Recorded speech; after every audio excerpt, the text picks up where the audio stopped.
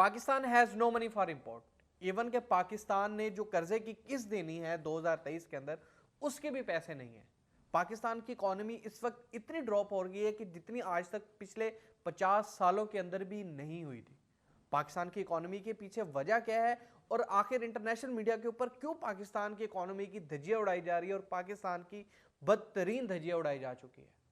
तो आज की इसी वीडियो के अंदर हम ये सारी बातें करेंगे और ये वीडियो टोटली रिसर्च बेस्ड है, इसलिए अगर आपको ये वीडियो पसंद आए तो इसको शेयर जरूर कीजिएगा। अस्सलाम वालेकुम, मैं हूं वकार इम्तियाज, आप लोग देख रहे हैं मेरा यूट्यूब चैनल वकार इम्तियाज। आपको जैसा कि पता है कि हर जगह लोग खाने के लिए लड़ रहे हैं। पाकिस्तान के अंदर आटे का कहत है इस टाइम और लोगों को खाने के लिए आटा भी नहीं मिल रहा है। तो वहीं पे पाकिस्तान की इकोनॉमी की क्राइसिस इतने ज़्यादा बढ़ते जा रहे हैं कि पाकिस्तान के पास कर्जा देने के भी पैसे नहीं है और इसी तरह इंपोर्ट करने के लिए भी पाकिस्तान के पास अब पैसे नहीं बचे।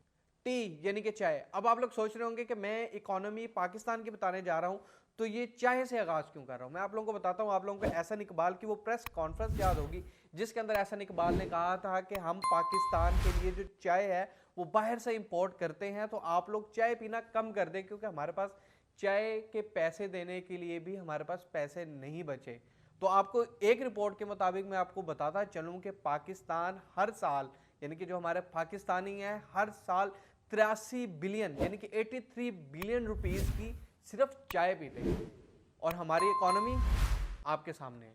अब आप लोग सोच रहे होंगे कि चाय अगर पीना छोड़ दें तो क्या पाकिस्तान का कर्जा उतर जाएगा या पाकिस्तान डिफॉल्ट होने से बच जाएगा। नहीं, ऐसा बिल्कुल नहीं होने वाला। लेकिन ये सारी छोटी छोटी चीजें जो है ये अगर जब मिलेंगी तो पाकिस्तान एक स्टेबल मुल्क भी हो जाएगा, अपने जो है सारे कर्जे वापस भी कर सकता है। जैसा कि आप जानते हैं कि पाकिस्तान के अंदर महंगाई दिन ब दिन बढ़ती जा रही है और चीज़ें महंगी से महंगी तर होती जा रही हैं। यहाँ बात आती है इन्फ्लेशन रेट की, जो कि 4 to 6% होनी चाहिए, लेकिन पाकिस्तान की 24% इन्फ्लेशन रेट है, जो कि इस वक्त बहुत ज़्यादा है। यानी कि जो चीज़ पिछले साल 100 रुपए की आपको मिलती थी, आज वही चीज़ 150 रुपए की आपको मिलेगी और इससे भी महंगी होती जाएगी जब तक आपका इन्फ्लेशन रेट नीचे नहीं आता। एक रिपोर्ट के मुताबिक पाकिस्तान वाशिंगटन डीसी के अंदर पाकिस्तान की एक प्रॉपर्टी थी जो कि सेल करने के बाद उसका जो पैसा है वो भी पाकिस्तान की इकोनॉमी को स्ट्रॉन्ग करने के लिए लगाया जा रहा है। तो आप सोच सकते हैं कि कैसे हुकूमत पाई पाई जोड़कर पाकिस्तान को इस वक्त इकोनॉमी क्राइसिस से निकालने की कोशिश कर रही है। तभी तो मैं आपसे कह रहा हूं कि ये छोटी छोटी चीजें बहुत मैटर करती हैं। आखिर हमें ये सब क्यों करना पड़ रहा है, क्यों पाई पाई जोड़कर पाकिस्तान को बचाना पड़ रहा है और इकोनॉमिकल क्राइसिस किस वजह से है। हम back to back different disaster से गुजरते जा रहे हैं, जिसके अंदर सबसे पहला डिजास्टर पॉलिटिकल डिजास्टर, दूसरा है इकोनॉमिकल डिजास्टर और तीसरा है क्लाइमेट डिजास्टर। अब इन तीनों चीजों को समझते हैं कि ये हमारी इकोनॉमी के ऊपर किस तरह से बोझ बन रहे हैं। सबसे पहले हम समझते हैं पॉलिटिकल डिजास्टर। पाकिस्तान 14 अगस्त 1947 को आजाद हुआ था और हमारा फर्स्ट डेमोक्रेटिक इलेक्शन हुआ था 1970 में, यानी कि पाकिस्तान बनने के 30 साल बाद हमारा यहाँ इलेक्शन हुए थे। और इस वक्त जो पाकिस्तान के प्राइम मिनिस्टर हैं यानी कि शहबाज शरीफ, वो पाकिस्तान के 31st प्राइम मिनिस्टर हैं। इससे पहले 30 प्राइम मिनिस्टर पाकिस्तान के रह चुके हैं। अब उनकी लिस्ट जो है वो आपको गूगल से कहीं से भी मिल जाएगी कि पाकिस्तान के 30 प्राइम मिनिस्टर पहले कौन कौन से और कब कब थे। अच्छा, और ये बात आप लोगों को मैं ही बता रहा हूं, शायद आज से पहले आप लोगों को इस बात का नॉलेज नहीं होगा। और 31st प्राइम मिनिस्टर यानी कि 31 प्राइम मिनिस्टर में से कोई ऐसा भी प्राइम मिनिस्टर नहीं है जिसने 5 साल अपनी दौरे हुकूमत पूरी की हो, क्योंकि इनको हमेशा करप्शन या मिलिट्रिकल कॉप्स यानी कि पाकिस्तान में जब भी मार्शल लॉ लगा है उसकी सूरत में ये सब अपने ओहदों से निकाले गए।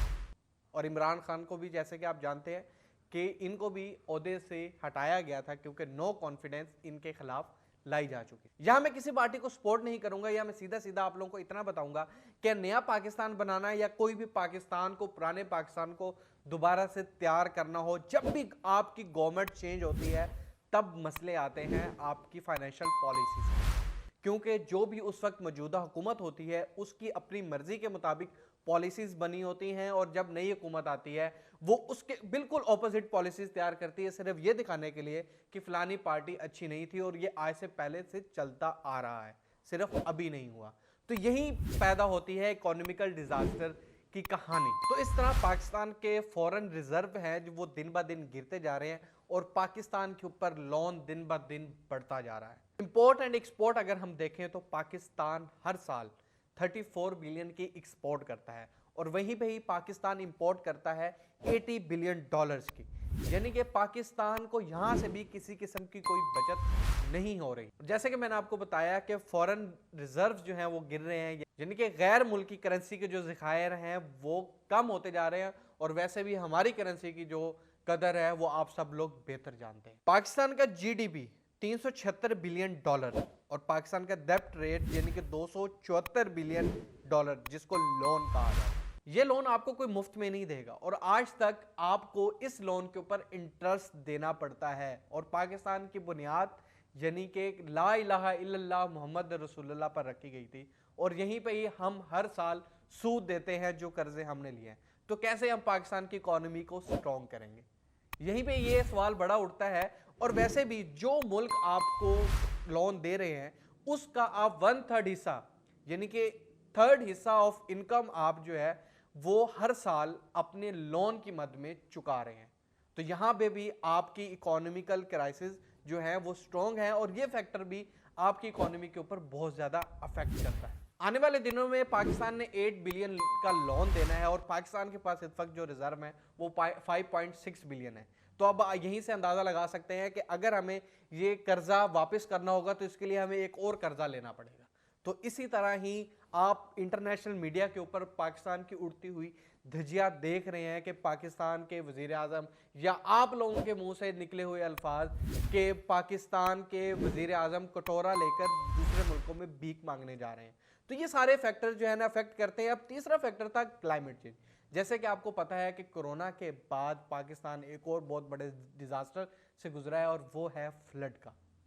पाकिस्तान के अंदर 2022 यानी कि पिछले साल के अंदर जो फ्लड आया था उस फ्लड ने, उस रेनफॉल ने पाकिस्तान के अंदर तबाही मचा दी और एक ये मेन फैक्टर है जो पाकिस्तान की इकोनॉमी के ऊपर भी अफेक्ट करता है क्योंकि पाकिस्तान को फ्लड की वजह से 30 बिलियन डॉलर्स का नुकसान हुआ था। जैसे कि आपको पता है कि पाकिस्तान के प्राइम मिनिस्टर शहबाज शरीफ जो कि दूसरे मुल्कों के अंदर उन्होंने दौरा किया और वहां जाके उन्होंने रिक्वेस्ट की, या आप जो भी अल्फाज इसको देना चाहें दे सकते हैं, कि पाकिस्तान इस वक्त फ्लड की जो है कंडीशन से गुजर रहा है तो आप काइंडली हमारी कोई ना कोई हेल्प कर दें, मदद कर दें।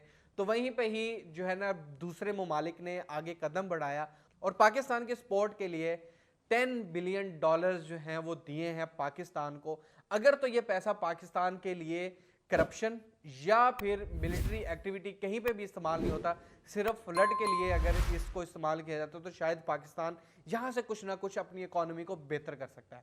ये कुछ फैक्टर्स थे जो मैं आप लोगों के सामने लेकर आया हूँ और इसको रिसर्च करने में बहुत ज़्यादा टाइम लगा है ताकि मैं आप लोगों को बता सकूं कि पाकिस्तान की इकोनॉमी इस वक्त क्या है और पाकिस्तान की इकोनॉमी को मजबूत कैसे बनाएंगे या इसको हम किस तरीके से सेव कर सकते हैं, वो इंशाल्लाह मैं नेक्स्ट वीडियो के अंदर आप लोगों के साथ शेयर करूंगा।